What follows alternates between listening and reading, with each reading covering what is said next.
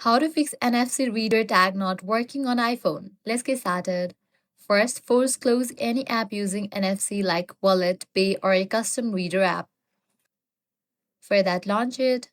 Swipe up from the bottom of the screen and close it, and again relaunch it. Likewise, restart your iPhone. Next up, check NFC is actually on. iPhone does not have a switch for NFC, it's always on for compatible models, iPhone 7 and up. But some apps need background app refresh. For that, launch settings, click on General, click on the option Background App Refresh, turn it on for NFC app. Next, update iOS. For that, head back, click on Software Update. If any updates are available, just update your software to its latest version.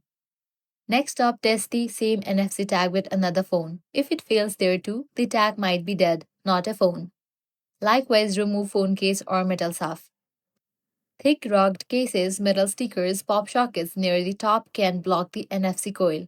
Next, reset all settings. Head back, click on the option Transfer or Reset iPhone, click on Reset. Click on Reset all settings and go through the process. If none of the above works, your NFC chip might be physically damaged.